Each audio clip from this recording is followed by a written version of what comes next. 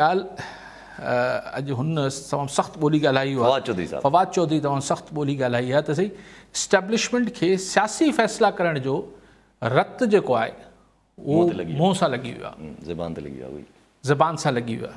हाणे रत ज़बान सां लॻणु सिधो बि चई सघे थो सियासी फ़ैसिला करण जी पुराणी आदत आहे इस्टेब्लिशमेंट जी। बंद कमरे में लफ़्ज़नि जी चूंड था ॾिसो न, बंद कमरे में जजिस और जनरल्स बैठ के सो इहा इहा ॻाल्हि जेको करे पियो त ऐं रत चूसण ज़बान वारी ॻाल्हि फवाद चौधरी जे मुंहं में हुजे, आउं नथो चाहियां, पाण ग़रीब जा ॿार पाण नथा ॻाल्हि कयूं।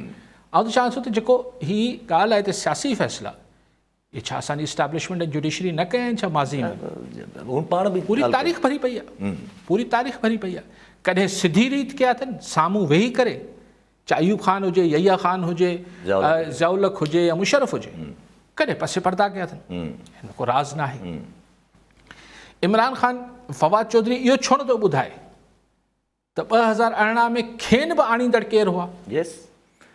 इहो सियासी फ़ैसिलो बि 2018 में कंहिं कयो त इमरान ख़ान खे वज़ीर आज़म थियणु खपे? छा इमरान ख़ान जी पाण में ताक़त हुअसि छा? जेको धरणो हुन खां अॻु लॻायो इमरान ख़ान 2015 या 14 या 15, हा 14, उहो फ़ैसिलो छा इमरान ख़ान जो पंहिंजो हो छा? 6 महीना वेठो रहे, उहो छा इमरान ख़ान जो ज़ाती फ़ैसिलो हो छा? सो चवण जो मक़सदु आहे त हीअ त अगरि चए थो त हीअ न सिर्फ़ु माज़ी जे ॿियनि जे तजुर्बनि किसनि ऐं तजुर्बनि जी बुनियाद ते फवाद चौधरी चए पियो, पर पंहिंजो संदो तजुर्बो बि त आहे न। पाण बि त इस्टेब्लिशमेंट जी सियासी फ़ैसिले जे करे आया न त कीअं अचनि हा पर्सनली बि। ऐं हींअर बि इमरान ख़ान जेको चए थो त न्यूट्रल न थियो, माना तव्हां सियासी तरह धुर थियो। सो लेकिन फवाद चौधरी जेको ॻाल्हाए पियो त कुछ जनरल और कुछ जजेस बैठकर बंद कमरों में फैसले कर लेते हैं, कभी एक फैसला कभी दूसरा, कभी एक फैसला, उसका नुकसान होता है। कभी अफगानिस्तान में कहते हैं कि हज़ारों लोग मरवा देते हैं, फिर 8 साल के बाद बोलते हैं ओहो ये गलत फैसला हो गया, फिर हज़ारों लोग मरवा देते हैं। ॻाल्हि आहे त हीअ सभु शयूं फवाद चौधरी पॉलिसी ते अटैक कंहिं ते अटैक पियो करे।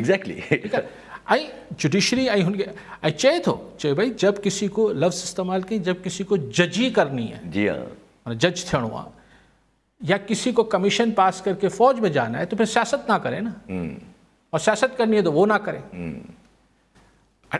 ही ॿिन्ही इदारनि ते जुडिशरी ऐं हुन ते इस्टेब्लिशमेंट ते अॼु फवाद चौधरी तमामु सख़्तु ॻाल्हायो, लेकिन पोइ आख़िर में जेका धमकी ॾिए पियो उहा बि गौरतलब आहे त हाणे इहो फ़ैसिलो जेको चंद लोग ऊपर 8-10 लोग बैठकर फैसले करते हैं, जज जनरल चई करे पोइ चए थो 8-10 लोग फैसले करते हैं, चाहिए तो वो फैसला ऐसे अब नहीं चलेगा, मीडिया का दौर है। आई अगर फैसला ये करें कि वोट से इनकलाब आएगा या श्रीलंका वाला इनकलाब, एग्जैक्टली इतना माण्हू चाहे फवाद चौधरी साहब समझे तो निकिरी ईंदा।